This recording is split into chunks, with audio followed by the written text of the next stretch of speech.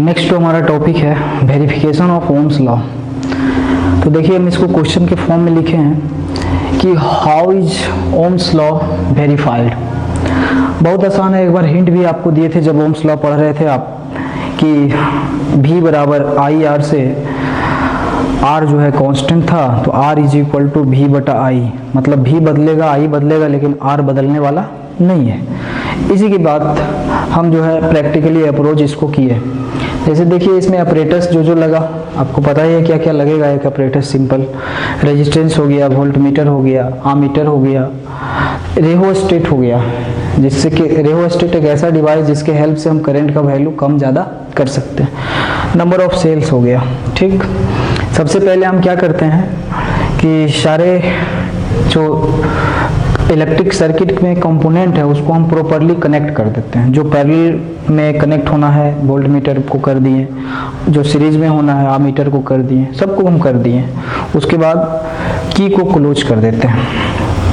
की को क्लोज करेंगे तो इससे करंट फ्लो होना स्टार्ट हो जाता है। शुरू में रेहोस्टेट को मिनिमम वैल्यू पे रखते हैं जिसके हेल्प से इसमें करंट बहुत कम फ्लो होता है। ठीक, उसके बाद हम रेहोस्टेट के हेल्प से करंट का मैग्नीट्यूड को बढ़ाते हैं और ये काम हम 2-3 बार करते हैं, है ना। तो जब 2-3 बार करते हैं, एटलीस्ट 5 बार करना चाहिए, तो वही लिखे हुए हैं। और उसके बाद हम क्या करते हैं कि ऑब्जर्वेशन टेबल बना लेते हैं। ऑब्जर्वेशन टेबल में वोल्टमीटर का रीडिंग, आमीटर का रीडिंग और एक R बराबर V बटा आई निकालने के लिए हम फॉर्मूला के ऊपर उधर लिख देते हैं। ठीक, अब देखो पहला बार में क्या हुआ, जब हम I1 करंट पास करवाएं तो वोल्टमीटर V1 रीडिंग दिया, तो उसके करस्पॉन्डिंग हम R1 का वैल्यू को इस तरह से निकाल दिए V बटा आई से।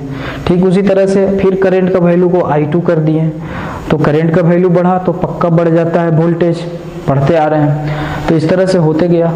ऑब्जर्वेशन टेबल से हमें ये पता चला कि जो R1, R2, R3 का वैल्यू निकाले थे वो सब बराबर हो गया R के, और ये हमें पहले से पता था, है ना। वो R के बराबर हो गया, R तो कांस्टेंट है, यानी कि यहाँ पे क्या पता चला हमें कि I को घटाने बढ़ाने से V भी घटने बढ़ने लगता है। यानी कि इलेक्ट्रिक करंट को घटाएं बढ़ाएं तो V भी क्या हुआ, यानी पोटेंशियल डिफरेंस भी बढ़ने घटने लगा। लेकिन ये जो रेजिस्टेंस है वो हमेशा हर एक इवेंट में, हर एक स्टेप में वो कांस्टेंट रहा।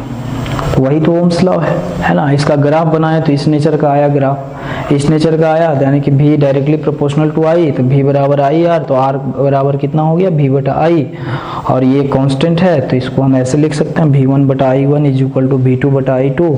करते करते R आ जाएगा, R जो है वो जो कि कांस्टेंट है। वेरीफाइड हो गया ओम्स लॉ कि हम V को बढ़ाएं घटाएं या फिर I को, अभी तो हम काम क्या किए, I को बढ़ाएं घटाएं, है ना। तो I को बढ़ाएं और या तो घटाएं तो V का वैल्यू चेंज होने लगा, बट रेजिस्टेंस का वैल्यू हमेशा कांस्टेंट रहा। रेजिस्टेंस का वैल्यू हमेशा कांस्टेंट रहा। तो यही तो सेकेंड फॉर्मेट था ओम्स लॉ का। इसका जब हम ग्राफ प्लॉट किए तो सेम निकला, जैसा ओम्स लॉ का ग्राफ था उसी तरह से इसका निकला। तो हम कह दिए कि ओम्स लॉ वेरीफाइड हो गया।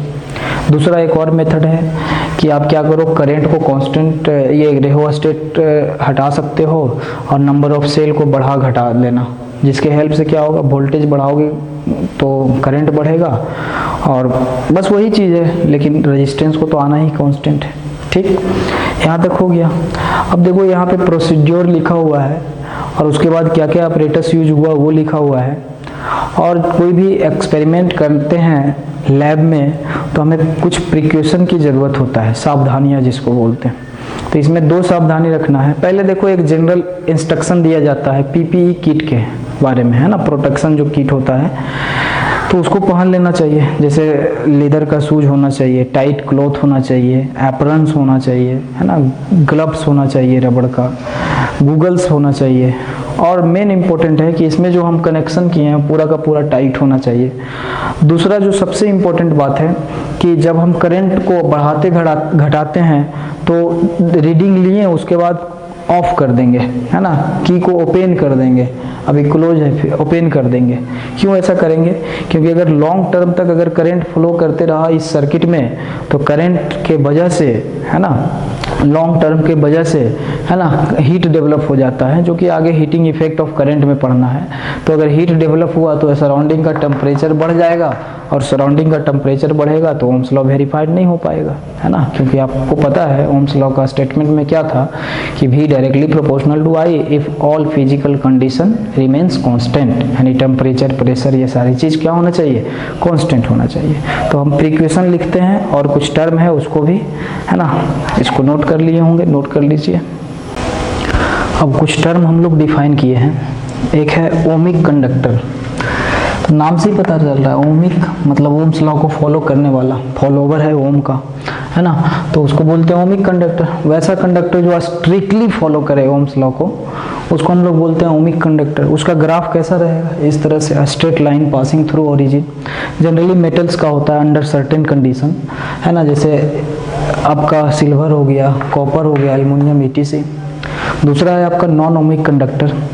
नॉन ओमिक कंडक्टर वैसा कंडक्टर जो ओम्स लॉ को फॉलो नहीं करता है, जैसे वाटर हो गया, सिलिकॉन, जर्मेनियम यानी सेमी कंडक्टर। बहुत सारे हीटिंग एलिमेंट जैसे नाइक्रोम वगैरह हो गया, तो उसका ग्राफ कैसा होगा, कैसा भी हो सकता है ना, लेकिन वो स्ट्रेट नहीं होगा। कैसा भी हो सकता है लेकिन स्ट्रेट नहीं होगा। चलिए अब देखिए, रेजिस्टेंस का तो पूरा पार्ट हम लोग समझ गए, सीख लिए, है ना। अब एक टर्म और है कंडक्टेंस के बारे में, नहीं लगता है, रेजिस्टेंस, कंडक्टेंस, है ना। कंडक्ट मतलब क्या उसको बोल सकते हैं, अप्रिशिएट करता है, प्रोत्साहित करता है कि चलो तुम जाओ, है ना, वो सहूलियत देता है, आपको हेल्प करता है। तो और रेजिस्टेंस का मतलब रेसिस्ट करता है, रोकता है, किसको, तो इलेक्ट्रॉन को। तो ये जो है कंडक्टेंस क्या करेगा, ये बढ़ावा देता है कि इलेक्ट्रॉन को कंडक्टर में पास करने के लिए, और रेजिस्टेंस क्या करता है, रोकता है। तो ठीक उल्टा है ना रिश्ता दोनों का, रेजिस्टेंस और कंडक्टेंस का। वही लिखा हुआ भी है, कैपिटल G से इसको इंडिकेट करते हैं। क्या है वो, तो reciprocal of resistance is called conductance, यानी कि G is equal to 1/R आप लिख सकते हो, कोई प्रॉब्लम की बात नहीं है। SI यूनिट तो 1/ओम, ओम इनवर्स को महो बोला जाता है, MHO, ठीक। और 1 महो इज इक्वल टू 1 साइमन होता है साइंटिस्ट के नाम पे, इसमें कोई बड़ा चीज नहीं है। अब यहाँ पे ऑब्जेक्टिव कॉर्नर, कुछ ऑब्जेक्टिव क्वेश्चन जो है कैसे पूछा जाता है उसके बारे में हम लोग डील करेंगे। देखिए पहला objective corner, V is equal to IR से I बराबर V/R लिख देते हैं, ठीक। इफ V इज कांस्टेंट, अगर इस इक्वेशन में V को कांस्टेंट कर दिया जाए, कांस्टेंट का मतलब मर गया, उसका कोई रिएक्शन ही नहीं है, ऐसे समझना, ठीक। तो देखो ये खत्म हो गया, तो I जो है R के साथ कैसा रिश्ता है, इन्वर्सली का, है ना, I inversely proportional to R, यानी कि R बढ़ेगा तो I घट जाएगा, और R घटेगा तो I बढ़ जाएगा। इसका मतलब क्या हुआ कि जिसका रेजिस्टेंस ज़्यादा उसमें करंट का फ्लो कम, जिसका रेजिस्टेंस कम उसमें करंट का फ्लो क्या होगा, ज़्यादा होगा। अगर रेजिस्टेंस को डबल कर दिए तो करंट जो है हाफ हो जाएगा, और अगर गलती से करंट को क्या कर दिए, हाफ कर दिए, तो यानी कम कर दिए, पहले से हाफ कर दिए, करंट को हाफ कीजिएगा तो रेजिस्टेंस जो है दुगना हो जाएगा। इसी तरह का कॉम्बिनेशन है, ठीक। अब कोई कहेगा कि हमारे पास 2 कंडक्टर है, एक का रेजिस्टेंस कम है, एक का ज़्यादा है, तो जिसका कम है वो गुड कंडक्टर, और जिसका ज़्यादा है रेजिस्टेंस वो बैड कंडक्टर होगा, क्योंकि वो अपने अंदर से करंट को फ्लो नहीं होने दे रहा है। चलिए दूसरा ऑब्जेक्टिव कॉर्नर यहाँ पे ध्यान देते हैं, V बराबर IR से R को हम कांस्टेंट कर देंगे, तो I और V के बीच रिश्ता ऐसा कुछ है, ये तो पढ़े ही है ना पूरा। अब एक मिसकंसेप्शन यहाँ पे आ रहा है, उसको डील करेंगे सबसे पहले। V बराबर IR से R बराबर V/I देखते हैं, समझते हैं, इसको समझ भी लिए थे, ठीक। तो ऐसा लगता है कि R का वैल्यू V पे और I पे डिपेंड करता है, लेकिन बिल्कुल ऐसा नहीं, क्योंकि आप एक्सपेरिमेंट में भी देखे थे, I बढ़ जाए, V बढ़ जाए, I घट जाए, V घट जाए, R तो हमेशा कांस्टेंट रहेगा। इसका मतलब उसके ऊपर डिपेंड नहीं कर रहा है, तभी तो कोई रिएक्शन नहीं दे रहा है। तुम बढ़ो घटो कोई मतलब नहीं तुमसे, हम जो हैं वही रहेंगे। तो वही कंडीशन यहाँ है ना। तो आप कहोगे सर देखने से तो लगता है, देखने से लगता है इसलिए है क्योंकि R का सिर्फ कैलकुलेशन करके देगा आपको V और I, R का वैल्यू कभी भी V और I पे डिपेंड नहीं करता है। बहुत बड़ा मिसकंसेप्शन है ना। तो आंखें खोलिए, यहाँ सिंबल दिया हुआ है, और क्या याद रखना है कि resistance of conductor does not depends upon potential difference and electric current. यहाँ तक बात समझ में आया? तो मन में सवाल आ रहा होगा कि रेजिस्टेंस किस किस बात पे डिपेंड करेगा, है ना। तो एक नया हम लोग लेक्चर लेकर के आने वाले हैं कि factor on which resistance depends. तब तक के लिए पढ़ते रहिए। Thank you.